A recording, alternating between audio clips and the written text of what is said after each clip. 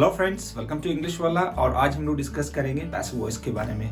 You know well, passive voice कितना important है, चाहे हम स्पोकन इंग्लिश की बात करें या रिटन इंग्लिश की बात करें। और आज हम लोग डिस्कस करेंगे प्रेजेंट टेंस का पैसिव वॉइस। मतलब आज हम लोग पैसिव वॉइस स्टार्ट करेंगे और पैसिव वॉइस के बारे में डिस्कस करेंगे कि पैसिव वॉइस किस तरह से हम स्पोकन में यूज करते हैं और पैसिव वॉइस हमारे लिए कितना इंपॉर्टेंट है, कितना हेल्पफुल है स्पोकन इंग्लिश में। तो और चलते हैं, देखते हैं हम लोग। आज सबसे पहली चीज है पैसिव वॉइस में हमें मतलब 2-3 पॉइंट्स पैसिव वॉइस में बहुत इंपॉर्टेंट है जो हमें बिल्कुल अपने माइंड में फिक्स कर लेना है। सबसे पहली चीज है कि पैसिव वॉइस में ऑब्जेक्ट कम्स फर्स्ट। ऑब्जेक्ट पहले आता है, सबसे पहले ऑब्जेक्ट आता है। मतलब हमें ये देखना है कि टेंसेस जो एक्टिव वॉइस करते हैं हम, तो एक्टिव वॉइस में क्या होता है, सब्जेक्ट पहले आता है। पैसिव वॉइस में क्या होगा, ऑब्जेक्ट पहले आता है। उसके बाद दूसरा पॉइंट ये है कि हमें ये देखना है हेल्पिंग वर्ब की जरूरत होती है यहाँ पे। It needs helping verb, helping verb is needed. यहाँ पे हेल्पिंग वर्ब की जरूरत पड़ती है, आप ऐसे भी कर सकते हैं, ठीक है,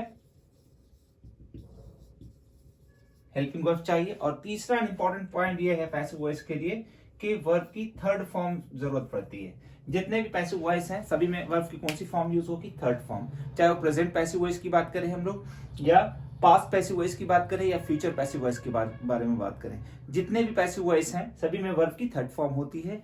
ये 3 पॉइंट्स अगर आप याद रखते हैं ना, तो प्रेजेंट और पास्ट के आप खुद भी एक्टिव से पैसिव में बदल सकते हैं।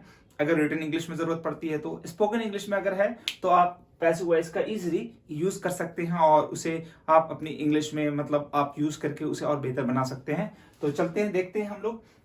सबसे पहले आज हम लोग डिस्कस करेंगे simple present tense. Simple present tense में एक्टिव वॉइस हम लोगों ने डिस्कस किया था, सिंपल प्रेजेंट टेंस। अब देखिए आप यहाँ पे सिंपल प्रेजेंट टेंस में जो एक्टिव वॉइस था वो था सब्जेक्ट, और यहाँ पे सब्जेक्ट के बाद क्या था, वर्ब की फर्स्ट फॉर्म या fifth form plus object.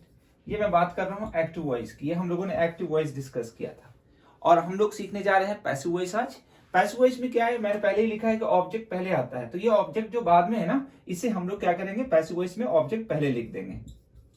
Object पहले लिख देंगे। ये एक्टिव वॉइस है, ए शॉर्ट में लिख सकते हैं, ये पैसिव वॉइस है, ठीक है। ऑब्जेक्ट पहले हमने लिख दिया, उसके बाद हेल्पिंग वर्ब की जरूरत पड़ती है। यहाँ इस टेंस में कोई हेल्पिंग वर्ब नहीं है फिलहाल, तो हम लोग यहाँ पे हेल्पिंग वर्ब क्या रखेंगे, इज, एम, आर, ग्रामर के हिसाब से। आगे टेंसेस जो पढ़ेंगे, जैसे प्रेजेंट कंटिन्यूअस पढ़ेंगे तो वहां पे helping verb is, am, are होगा, तो वही हेल्पिंग वर्ब यहाँ रखेंगे। प्रेजेंट परफेक्ट टेंस पढ़ेंगे पैसिव वॉइस, तो वहां पे हैज होगा, तो वही हैज हैव यहाँ पे रखेंगे। फिलहाल हम लोग सिंपल प्रेजेंट टेंस की बात करते हैं। सिंपल प्रेजेंट टेंस में हमने क्या किया, ऑब्जेक्ट पहले किया, हेल्पिंग वर्ब की जरूरत पड़ती है, हेल्पिंग वर्ब रखेंगे। उसके बाद वर्ब की थर्ड फॉर्म आती है। एक्टिव में कौन सी फॉर्म है उससे मतलब नहीं होता हमें, पैसिव में क्या यूज होता है, वर्ब की थर्ड फॉर्म। और सब्जेक्ट को आप अगर इधर लाते हैं तो बाई लगाना पड़ता है, बाई एंड सब्जेक्ट। अब आप स्पोकन के हिसाब से अगर देखते हैं ना, जैसे कुछ सेंटेंसेस हम लोग लिखते हैं कि अंग्रेजी हर जगह, अभी एक सेंटेंस है अंग्रेजी हर जगह बोली जाती है, या फिर आपने कहा कि सर अंग्रेजी पूरी दुनिया में बोली जाती है। हर जगह ना लिखकर आप ये कह दें कि अंग्रेजी पूरी दुनिया में बोली जाती है, अंग्रेजी पूरी दुनिया में बोली जाती है, मतलब हर जगह बोली जाती है अंग्रेजी। अब इस सेंटेंस में आप देखें कि अंग्रेजी हर जगह या पूरी दुनिया में बोली जाती है, बोलने वाला कौन है, सब्जेक्ट का पता है, इसमें नहीं पता चल रहा है। मतलब कहने का है कि वैसे सेंटेंसेस स्पोकन में जब हम बोलते हैं इंग्लिश में और वहां पे सब्जेक्ट का पता नहीं होता तो थोड़ा हम कंफ्यूज हो जाते हैं, या फिर हम क्या करते हैं कि उस सेंटेंस को एक्टिव वॉइस में बना देते हैं इस टेंस में कि अंग्रेजी पूरी दुनिया में बोली जाती है। आप इंग्लिश आप अगर ने ऐसा बोल दिया कि English speaks all over the world, तो मतलब बिल्कुल उल्टा हो जाएगा कि अंग्रेजी पूरी दुनिया में बोलती है, जो कि ऐसा खुद से नहीं होगा। यहाँ पे हम लोगों ने डिस्कस किया था कि सब्जेक्ट काम करने वाले का पता हो, सब्जेक्ट किसे कहते हैं, काम करने वाले को। अब सब्जेक्ट के बाद वर्ब, ऑब्जेक्ट, तो एक्टिव आसान है जब सब्जेक्ट का पता हो। आप ये देखना है आपको कि जो सेंटेंसेस या जिन सेंटेंसेस में सब्जेक्ट का पता नहीं चल रहा है, मतलब कि वो पैसिव वॉइस है। सब्जेक्ट का पता नहीं चला मतलब सब्जेक्ट नहीं है, सिर्फ क्या है, ऑब्जेक्ट है। अंग्रेजी पूरी दुनिया में बोली जाती है, क्या बोली जाती है, अंग्रेजी, इंग्लिश, ये ऑब्जेक्ट तो है। अब किसके द्वारा बोली जाती है ये सेंटेंस यहाँ पे मेंशन नहीं किया जा रहा है, मतलब सब्जेक्ट का पता नहीं चल रहा है। कोई जरूरी नहीं कि बाई के बाद सब्जेक्ट आप ऐड करें, ये जरूरत कब पड़ती है बाई के बाद सब्जेक्ट, जब आप एक्टिव से पैसिव में चेंज करते हैं। हाँ फ्रेंड्स, थोड़ी चीज और देख लें, जैसे आपने एक्टिव में कोई सेंटेंस लिखा और उसे पैसिव में चेंज करना है, जैसे हम 10th क्लासेस में करते हैं, 12th क्लासेस में करते हैं ग्रामर में, तो वहां पे एक्टिव से पैसिव चेंज करने के लिए, जैसे आगे सेंटेंस आपने एक लिखा कि ही स्पीक्स इंग्लिश, वह इंग्लिश बोलता है। अब इसको पैसिव वॉइस में चेंज करना तो स्ट्रक्चर आप ऐसे देखकर इजिली कर सकते हैं। ऑब्जेक्ट पहले चाहिए तो यहाँ पे इंग्लिश पहले कर दिया हमने, इंग्लिश। इंग्लिश के बाद क्या चाहिए, हेल्पिंग वर्ब इज। अब यहाँ पे हेल्पिंग वर्ब इस ऑब्जेक्ट के हिसाब से लगता है, ठीक है, इंग्लिश इज। वर्ब क्या इसमें, थर्ड फॉर्म चाहिए वर्ब की। तो वर्ब तो पता है स्पीक है, लेकिन उसको थर्ड फॉर्म में करना है, तो स्पीक की थर्ड फॉर्म स्पोकन, ठीक है, तो इंग्लिश इज स्पोकन। अब बाय लगा सकते हैं क्योंकि सब्जेक्ट का पता है यहाँ पे, तो बाय और किसके द्वारा, तो ही को अगर हम इधर चेंज करते हैं तो किसमें बदल जाता है, हिम में, ऑब्जेक्टिव केस में। अगर आपको नहीं पता तो हम लोग बाद में डिस्कस करेंगे, लेकिन मैं अभी इसके बारे में डिस्कस नहीं कर रहा हूं, मैं आपको ये नहीं बता रहा हूं, मैं आपको स्पोकन के हिसाब से बता रहा हूँ। स्पोकन में ज्यादातर जरूरत पड़ती है, या स्पोकन में हम जिसकी वजह से थोड़ा प्रॉब्लम फेस करते हैं, जैसे कि सेंटेंस कुछ आ जाते हैं कि हिंदी हर जगह बोली जाती है, या फिर आपने कहा यार हिंदी हर जगह नहीं बोली जाती है, ऐसा कहा जाता है। अब कौन कहता है, सब्जेक्ट का मेंशन, हम यहाँ पे सब्जेक्ट को मेंशन नहीं कर रहे हैं। जैसे आपने कहा कि कपड़े धोए जाते हैं, ठीक है, घर साफ किया जाता है, ऐसा कहा जाता है, करप्शन को कंट्रोल किया जाता है या नहीं किया जाता है, ठीक है, तो ऐसे सेंटेंसेस, क्राइम को बढ़ावा दिया जाता है या क्राइम को बढ़ावा नहीं दिया जाता है, कंट्रोल किया जाता है, तो ऐसे सेंटेंसेस अब कौन करता है, सब्जेक्ट को हम वहां पे मेंशन नहीं कर रहे हैं। तो ये सारे सेंटेंसेस किसमें बनेंगे, पैसिव वॉइस में। बहुत इजी है, सिर्फ आपको ये देखना, अंग्रेजी पूरी दुनिया में बोली जाती है, कौन, अंग्रेजी, इंग्लिश। तो आप यहाँ पे ऑब्जेक्ट क्या रखेंगे, इंग्लिश। इंग्लिश के बाद क्या रहेगा, इज। वर्ब कौन इसमें बोली जाती है, बोलना स्पीक है, तो स्पीक की थर्ड फॉर्म क्या हो जाएगी, स्पोकन। English is spoken.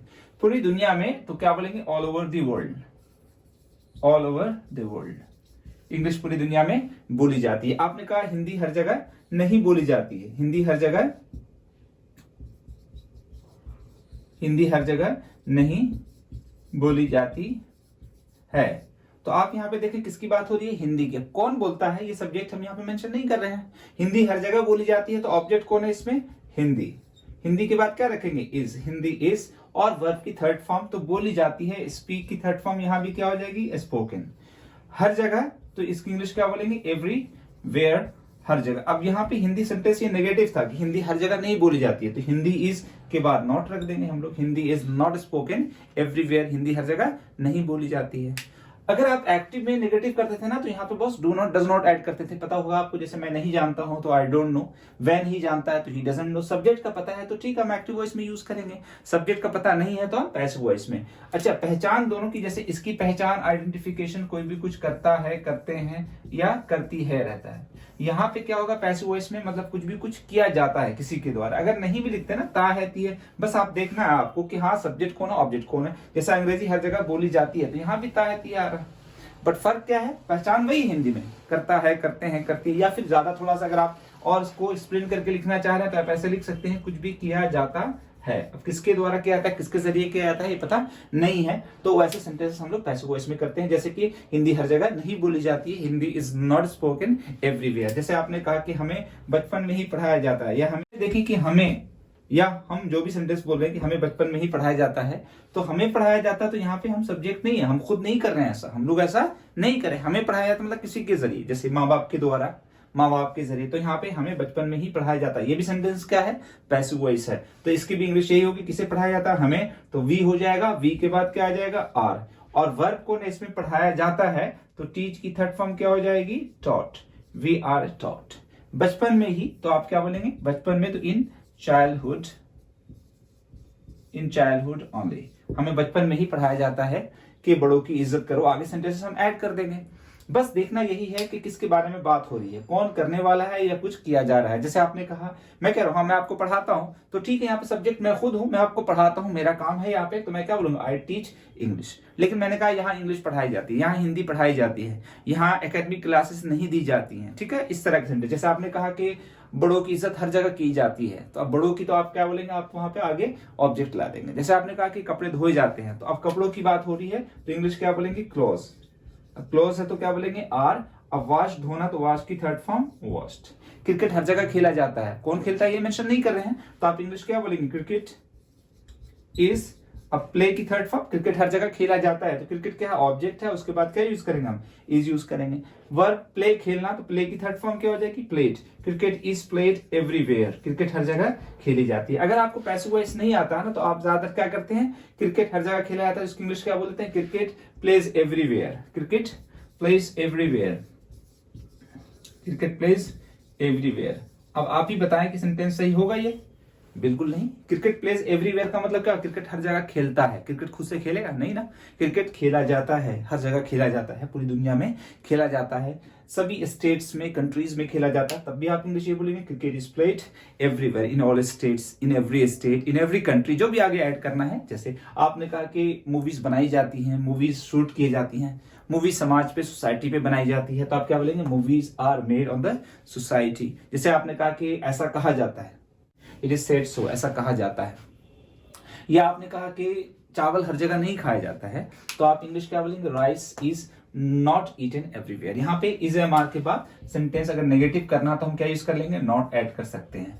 बस आपको यही चीज का ध्यान रखना है कि सब्जेक्ट को ना ऑब्जेक्ट, जैसे मैं आपको पढ़ाता हूं या फिर मैं ये काम करता हूं, तो ठीक है, यहाँ पे सब्जेक्ट मैं हूं, आई डू दिस वर्क, लेकिन आपने कहा ये काम किया जाता है, कौन करता है ये नहीं पता है, तो आप क्या बोलेंगे? This work is done. ये चीज यहाँ बेची जाती है, मैंने कहा हर चीज फ्लिपकार्ट पे बेची जाती है, तो क्या बोलेंगे? Everything is. अब सेल की थर्ड फॉर्म क्या हो जाएगी? Sold. Everything is sold on Flipkart. आपने कहा कि अमेजोन पे हर चीजें बेची जाती हैं, या आपने कहा कि यार ओलेक्स पे हर चीज बेची जाती है, तो एवरीथिंग इज। अब सेल की थर्ड फॉर्म क्या होगी? Sold. Everything is sold on OLX, everything is sold on Amazon. आपने कहा कि यूट्यूब में हर चीजें पाई जाती हैं, या फिर आपने कहा कि यार हर वीडियो यूट्यूब पे पाई जाती है, तो एवरी वीडियो या every kind of video is a find की थर्ड फॉर्म क्या हो जाएगी? फाउंड। आपने कहा मोबाइल तो हर जगह यूज किया जाता है, मोबाइल हर जगह बेचा जाता है, तो आप क्या बोलेंगे? Mobile phone is. अब सेल की third form sold. Mobile phone is sold everywhere, हर जगह मोबाइल फोन बेचा जाता है। तो ऐसे कुछ भी काम किए जाते हैं, किसके जरिए किए जाते हैं ये पता सब्जेक्ट का नहीं है। मैंने बाई सब्जेक्ट इसलिए यहाँ पे सर्किल कर दिया है कि बाई और सब्जेक्ट को हम थोड़ा हटा कर रखते हैं। अगर आप चाहें तो इसमें ऐड कर सकते हैं कि भाई English is spoken all over the world by us, by you, by them, हमारे द्वारा, उनके द्वारा, लेकिन हम सेंटेंस में ऐसा नहीं बोलते हैं, ऐसा ऐड नहीं करते हैं। तो इस तरह के सेंटेंसेस आप इजीली कर सकते हैं। जैसे आपने कहा पानी पिया जाता है, तो ऑफकोर्स आप क्या बोलेंगे? Water is drunk. ये नहीं बोलना है इंग्लिश की वाटर ड्रिंक्स, मतलब पानी ही पीता है, पानी किसी को नहीं पिएगा। पानी पिया जाता है तो क्या बोलेंगे? Water is drunk. मिल्क पिया जाता है तो फिर आप बोल सकते हैं दूध, मिल्क इज ड्रंक। आपने कहा हिंदी पढ़ाई जाती है मेरी क्लास में, तो आप क्या बोलेंगे? हिंदी इज। अब टीच की थर्ड फॉर्म क्या हो जाएगी? Taught. Hindi is taught in my class, Hindi मेरी क्लास में पढ़ाई जाती है। हिंदी नहीं पढ़ाई जाती है तो आप बोलेंगे Hindi is not taught in my class. इसमें भी अगर इंट्रोगेटिव करना है तो आप इज एम आर को पहले कर सकते हैं। क्या हिंदी हर जगह पढ़ाई जाती है, तो आप इज को पहले करेंगे, इज हिंदी टॉट एवरीवेयर। लेकिन इंट्रोगेटिव को हम थोड़ा बाद में डिस्कस करेंगे। नेक्स्ट वीडियो में आपसे डिस्कस करूंगा इस चीज के बारे में कि इंट्रोगेटिव सेंटेंस कैसे बनाते हैं। फिलहाल आपको अभी ये देखना है कि पॉजिटिव सेंटेंस बनाना आ जाए, नेगेटिव बनाना आ जाए, तो इंट्रोगेटिव खुद बन जाता है बॉस। इंट्रोगेटिव के लिए करना यही होता है कि जो भी टेंस या एक्टिव या पैसिव कर रहे हैं उसका हेल्पिंग वर्ब पहले कर देना है, दैट्स इट। अगर पॉजिटिव प्रैक्टिस ठीक से हो जाती है, नेगेटिव प्रैक्टिस ठीक से हो जाती है, तो इंट्रोगेटिव कोई बड़ी चीज नहीं है। फिलहाल हमें पॉजिटिव सेंटेंसेस पे फोकस करना है। तो इसी तरीके से आप कुछ सेंटेंसेस हिंदी लिख लें। आपको लास्ट की मेरे वीडियोस में एंड में आपको मैं कुछ सेंटेंसेस हिंदी में एक चार्ट दूंगा, आप उसे वीडियो पॉज करके देख सकते हैं, नोट कर सकते हैं, और उन सेंटेंसेस को इंग्लिश में जरूर प्रैक्टिस करें। बोलने में भी आपके लिए हेल्पफुल होगा और उसे लिखने में भी हेल्पफुल होगा। अब जैसे आप सेंटेंस कुछ लिखते हैं ना, जैसे कि पेपर वगैरह में देखते हैं, या फिर आप जैसे नोटिस लिखते हैं, कहा जाता है या आप सभी को इन्फॉर्म किया जाता है, आप सभी को सूचित किया जाता है, जीतने वाले को अवार्ड दिया जाता है, तो आप इंग्लिश क्या बोलेंगे? Winners are awarded. हारने वाले को अवार्ड नहीं दिया जाता है, तो आप क्या बोलेंगे? हारने वाले की इंग्लिश क्या बोलेंगे? Losers. Losers are not awarded, only winners are awarded. तो ऐसे सेंटेंसेस ये बहुत हेल्पफुल हैं और स्पोकन में बहुत इंपॉर्टेंट है। मैं फिर से आपको रिमाइंड करा रहा हूँ कि हम लोग एक्टिव से पैसिव में कैसे चेंज करते हैं, इस चीज को हम लोग आगे डिस्कस करेंगे नेक्स्ट वीडियो में। ये मेरा फोकस सिर्फ स्पोकन पे रहा है। स्पोकन में सेंटेंसेस कितना इंपॉर्टेंट है ये, या कितना यूजफुल है, आप समझ सकते हैं। अगर आपके सामने सेंटेंस आ जाता है कि ये सूचित किया जाता है, कहा जाता है, बोला जाता है, तो आप सेंटेंस में अटक जाते हैं कि सब्जेक्ट का पता चल ही नहीं रहा है। तो आपको बहुत ईजी लेना है, बस ये देखना है कि ऑब्जेक्ट कौन है। सेंटेंसेस के लास्ट में, सॉरी वीडियो के लास्ट में आप मेरे वीडियो को पॉज करके आप देख सकते हैं जो भी आपने मैंने यहाँ पे हिंदी दिया है, मतलब आपको हिंदी चार्ट मैंने उसमें दिया है, आप उसको पॉज करके लिख सकते हैं और उसको प्रैक्टिस जरूर करें। That's all and thank you for watching my video. Have a nice